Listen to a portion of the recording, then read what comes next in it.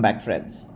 So the blockbuster rally continues unabated across the world in stocks. We did have a severe knock in the Dow Jones on Thursday. 1800 points plus drop was not a mean shock, and there were so many jitters across the world as to what's coming next. Now let's evaluate this situation at this point of time. In the backdrop of the lockdown, many companies have suffered and are going to report drop in earnings as they come out with their results shortly. Even in the midst of this lockdown, there are some companies which have benefited immensely, like Netflix. People sit at home and watch movies. You have Zoom, a lot of video conferencing, meetings over the Zoom network, Zoom meetings. And that has led to many of these companies doing extremely well, like Amazon. So there are different companies, different growth stocks, which have done nicely, and they have led a rally on Wall Street. Now, such a blockbuster rally has also percolated to many parts of the world. But what has happened is that there are many investors who invest in a whole index, like they would invest in an S&P 500. Now, in sympathy with these stocks, the other stocks have also rallied.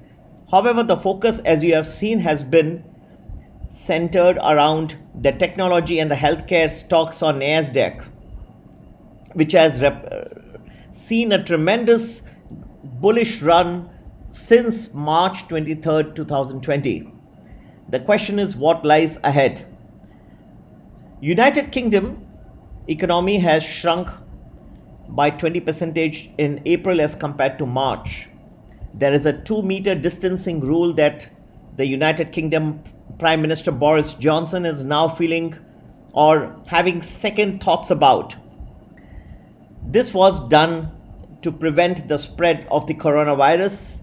The WHO standards say that it is fine to have just a 1-meter distance, but UK preferred to be a little more, or should I call it, abandon caution.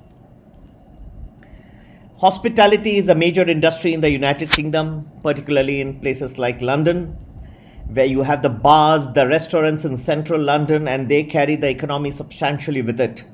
All these have been dramatically impacted, and this is then reflecting in the slowdown in the United Kingdom economy. There are questions and there are expectations that the UK government will now try and relax this 2-meter distancing rule, as it is severely impacting the capacity of these bars, restaurants to cater to the people who are coming, and therefore there is a lot of pressure on the UK Prime Minister. Then there is also the expectation that schools will be reopening in September after the summer holiday. It would in fact be a travesty if schools were not reopening at that point of time. Central banks all over the world are trying to pump in immense amounts of liquidity to try to tackle this major pandemic, which they believe can be tackled very well if good fiscal measures are adopted along with monetary measures. But the monetary side so far has been extremely strong in countries like the United States, UK, and this has also happened in other parts of the world. At the same time, we reach certain crossroads where the Federal Reserve, the amount of money that they are trying to pump in the US economy, could be reaching a stage where it creates asset bubbles. And that asset bubbles could be prone to being bursted, particularly in the wake of rising bond yields. The Treasury yield, Treasury bond, the 10-year Treasury bond in the United States running at around 0.7% currently. This week it made an attempt to go over 1%, but it quickly came down again on Friday and settled the weekend at 0.7%. I guess the Federal Reserve is trying to cap or put a cap of around 1% on the 10-year Treasury yield. Should this yield go higher, the markets could be suspect to more correction. And the person that I am always expected to stick my neck out and say, well, which way the things will go, rather than, oh, if this happens, if the coronavirus cases increase or decrease or the second wave comes, then that's how things may happen. I like to stick my neck out and tell you what I believe could happen now. Well, I think we are on the cusp of the bond yields going up much more now. They could go up rather smartly as early as this week. And I believe that certain stocks like the tech stocks, the pharma stocks, healthcare stocks, these have gone a little bit far ahead of their fundamentals at this point of time. No doubt the earnings of the companies have gone up, but these are what are called as growth stocks. These growth stocks do well in an environment where the 10-year treasury bond yield stays under low, or in this case under 1%.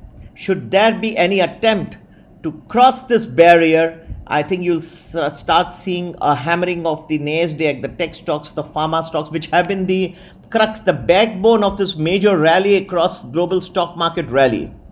I believe now we are nearing or pretty much close to a global stock market correction. You are going to see a sharp correction happening just within the next few days, if I may say so. I believe the ingredients of a stock market correction are now all in place, and whichever way you look at it, I think we are very, very close to a cutback in global stock market valuations. This is going to happen now anytime very soon, and definitely, as far as I can see, this particular week. We may start on a sound note on Monday, but I believe that we are now definitely on that point of time. The markets across the world are what I would call overbought. They are in an overbought zone, and the valuations have raced ahead of fundamentals. Definitely this is the time for correction, so fresh investments are not advised in the market on the buy side. If you have sell, then okay. If you have to short sell or trading positions, that's another different story. So this is the best analysis I can give you at this point of time, that we are on the cusp of a major correction, global stock market correction. We are just nearing it. If you would like this type of more videos, feel free to subscribe to my channel, and do share it with my videos with whoever you believe would be interested. And please welcome to be a part of the Art of Investing family. We have many programs that try and explain these concepts and give you market information in advance. So feel free to WhatsApp me on 982-086-1044 if you would like to be a part of the Art of Investing family.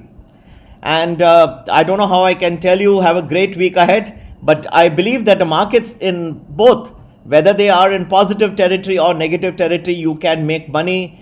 Whether the markets are going up or whether they are going down, you can make money on both the sides.